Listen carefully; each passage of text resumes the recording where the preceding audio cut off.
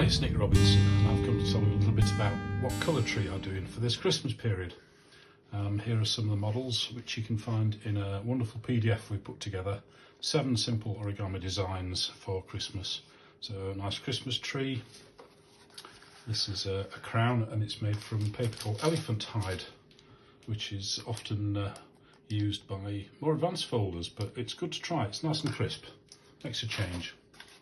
There's a Santa, of course. Where would we be without Santa? And this Santa has a little stand at the back, so he can sit on your desk and you can scribble some crazy eyes on him and what have you.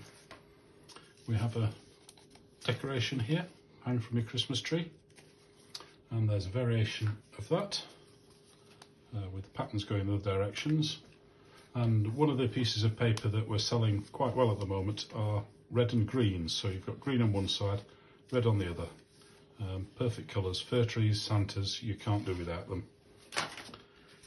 These are Smittle Angels, which I designed, and for this we use paper by Folia called Iridescent papier, which means iridescent.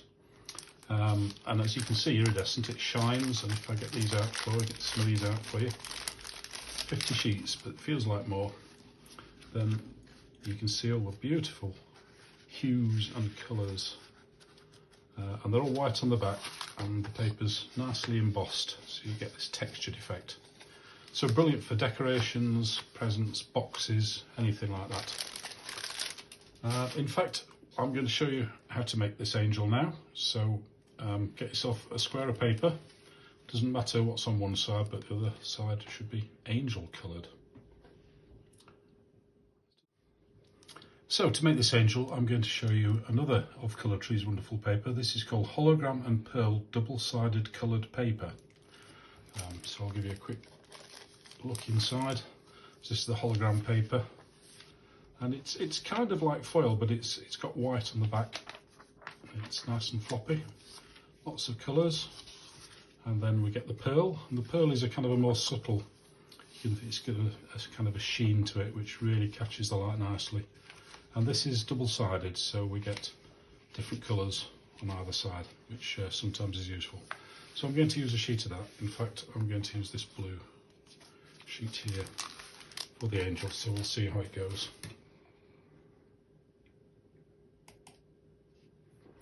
So we start with the white side up, or the inside colour up, and we're going to fold both diagonals. So we fold corner to corner. Nice firm crease, open out, rotate the paper 90 degrees and do the same again, like so. Then we're going to open out and look for one of the diagonals and take any side and fold it over to line up with the diagonal. The tricky part is to get a nice sharp point here, so I tend to start without making a crease, just line it up and then go down and check that that's going where I want it to, and then flatten the paper. Then we rotate the paper and we do the same on the matching side. This time we've got a nice dark coloured edge, so that's a little bit easier to get it lined up straight with. Then open the paper out, so we've put in these creases. Now we're going to turn over to the coloured side. And you can see here there's a point where the two creases meet. There's that crease and there's that crease. So I want you to turn it round so the paper looks a bit like a sort of a blue elephant, doesn't it? And we're going to fold this corner up, and the edge is going to meet this point here. So I've got two things to look at. This corner is lying in the middle somewhere. Then I slide it up until the white edge just touches that little crease intersection. And if both those two are in the right place, then you'll also meet the same intersection on that side. Really clever stuff. Okay, lift the paper up and we're going to flip this upper triangle behind. We've already got the crease. You just pull the paper, get the crease going, flip it underneath, and it should look like this. Okay, earlier on we made this crease, and we're going to extend that crease down through all the layers to this edge here. It's actually quite easy because the paper wants to fold there. So we're folding on the existing crease and then just press down to extend that crease all the way to the bottom, like so. Now we're going to fold the wing back, and you can literally fold it anywhere you like, but I suggest for location that we use this point here, this inside corner, as the start point. So get your crease starting there, and then you decide what kind of angle you want the wing to be. So I'm going to have them sort of fairly upwards, and I'm just going to flatten the paper, and it will leave a little coloured triangle down there. So that's one wing done. We now repeat on the other side. So use the existing crease, take all this extra paper over with it, and flatten it down. Then we want the wings to look the same. I'm just going to turn the paper a little bit so I'm folding away from myself. And we're going to start at the same point in the centre there. And then before I flatten it, I'm just going to check that the wings are at the same angle. You can actually use this edge here as a guideline, and then put the crease in. Nearly finished. All we have to do is to fold this lower corner upwards between these two wide points. So lift the flap up, fold it up, start at one corner, and it should kind of meet together in the centre with a bit of luck. Now to finish, we're just going to fold down this top point because we don't want a pointy head.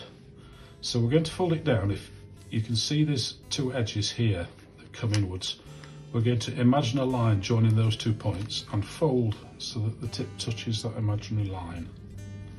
So somewhere between those 2 points, doesn't really matter. Nice firm crease, and then to keep the whole thing in shape and make it look a little bit better on the tree, we're just going to 3D it slightly.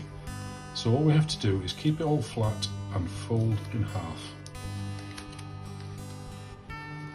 So it should be symmetrical. This is a test of your accuracy if those wings line up.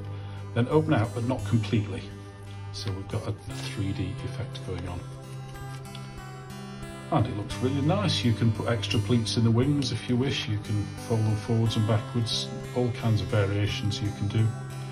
And they look great if you take a selection of different patterns, different colours I should say, and make a series of angels out of the same paper. So this is another one made from the embossed paper, and that's another one. So you can get a whole series of angels